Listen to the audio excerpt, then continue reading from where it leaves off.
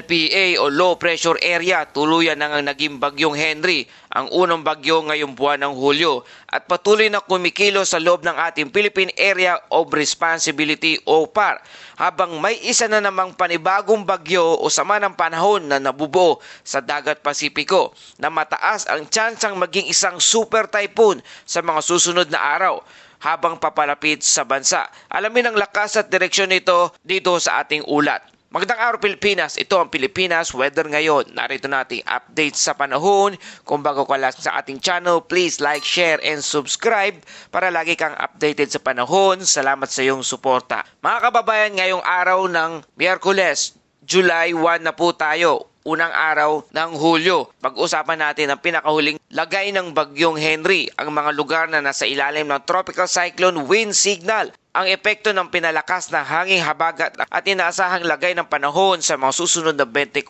oras. Kaninang alas 4 ng madaling araw, tuluyan nang nag-iisang tropical depression ang dating low pressure area at pinangalanan na nga itong bagyong Henry, ang ikawalong bagyo ng taong 2026 at unang bagyo ngayong buwan naman ng Hulyo. Ang sentro nito ay huling namataan 115 kilometers sa kanlurang timog-kanluran ng Abukay, Bataan. Taglay nito ang maximum sustained winds na 45 kilometers per hour at pagbugso ng hangin na umaabot sa 55 kilometers per hour. Ang central pressure naman nito ay nasa 1,002 HPA. Kumikilos ito pakanlurang hilagang kanluran sa bilis na 25 kilometers bawat oras. Ang malalakas na hangin nito ay umaabot hanggang 150 kilometers mula sa sentro. Magandang balita mga kababayan, na palayo na ito sa kalupaan ng ating bansa. Gayunpaman, hindi ibig sabihin nito ay mawawala na agad ang epekto nito habang nasa West Philippine Sea. Patuloy nitong hihilahin ang hanging habagat dahilan upang magpatuloy ang mga pag-ulan sa maraming bahagi ng ating bansa. Bagamat maliit pa lamang ang bagyong Henry, ang pangunahing mapanganib ngayon ay hindi ang hangin kundi ang malawakang pag-ulan na dulot ng pinagsamang epekto ng bagyo at hanging habagat. Patuloy na makakaranas ng katamtaman hanggang malakas na pag-ulan ng ilang bahagi ng Luzon, lalo na ang mga nasa kanlurang bahagi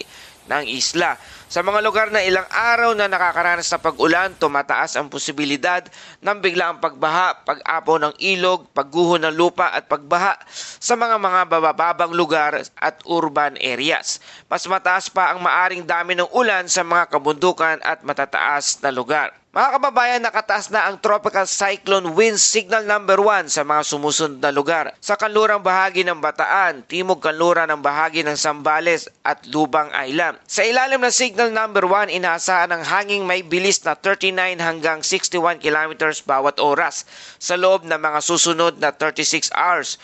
Bagamat minimal hanggang minor ang inaasahang pinsala, maaari pa rin makaranas ng paggalaw ng mga sanga ng puno at bahagyang pinsala sa mga magagaan na istruktura. Dahil sa epekto ng bagyong Henry, inaasahan ang katamtamang pag-alon ng karagatan sa ilang baybayin ng Luzon. Maaring umabot hanggang 2.5 metro ang taas ng alon sa baybayin ng Cagayan, Isabela, kanlurang Zambales, kanlurang Bataan at Lubang Island. Pinapayuhan ng mga mangingisda at mga gumagamit ng mga maliit na bangka na mag-ingat at iwasan ang paglalayag kung hindi naman kinakailangan. Bagamat papalayo na ang sentro ng bagyo, patuloy nitong pinalalakas ang southwest monsoon o hanging habagat. Itong dahilan kung bakit nananatiling maulan sa malaking bahagi ng Luzon. Kaya kahit hindi direktang tumawid sa kalupaan ang sentro ng bagyo, asahan ang malalakas na pagbugso ng hangin, lalo na sa mga baybaying lugar at kabundukan. Sa kasalukuyan, hindi pa malakas ang bagyong Henry. Ang pangunahing dahilan nito ay ang pagdaan nito sa kalupaan sa Pilipinas na bahagyang nagpahina sa organisasyon ng sirkulasyon nito.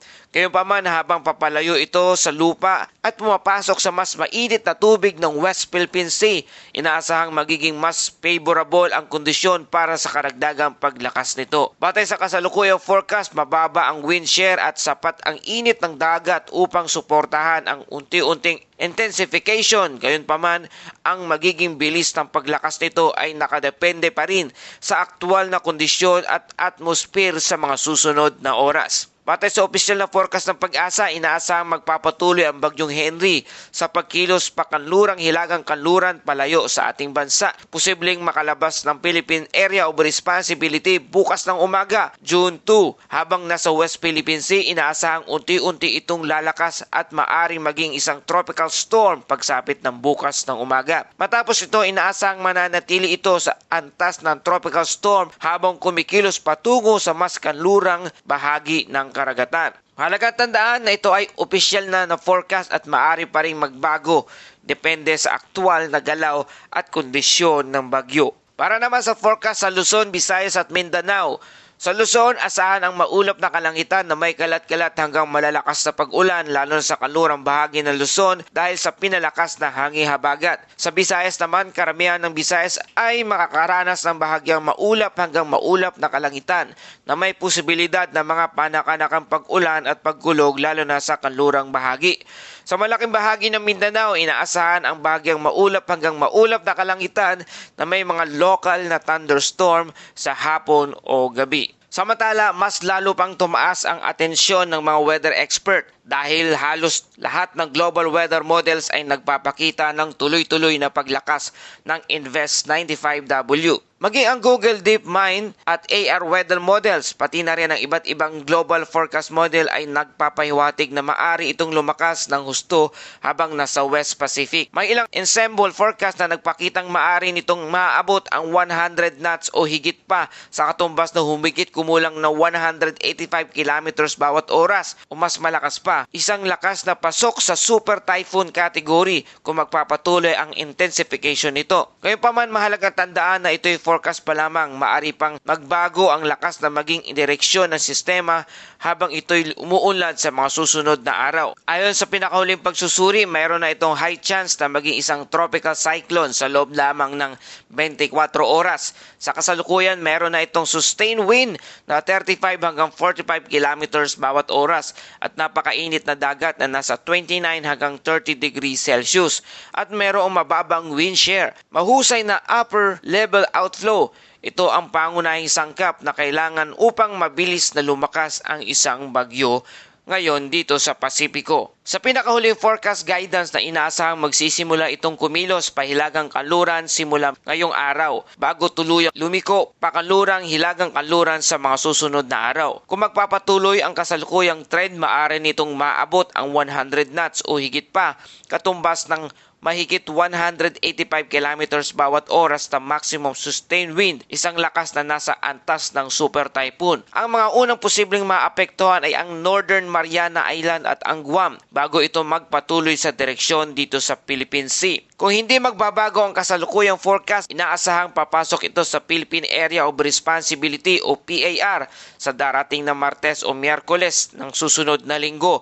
Sa oras na makapasok ito sa ating Philippine Area of Responsibility o PAR, ito'y tatawagin ng Pag-asa na Bagyong Inday, ang ikasyam na bagyo ngayong taong 2026, habang ang magiging international name naman nito ay Bobby. Sa ngayon, batay sa karamihan ng forecast model, mababa ang posibilidad ng direktang landfall sa Pilipinas. Sa halip, inaasahang kikilos ito malapit sa extreme northern Luzon bago tumungo sa Taiwan at eastern China. Gayunpaman, kahit hindi direktang tumama sa kalupaan ng bansa, maaari pa rin itong magkaroon ng malaking epekto.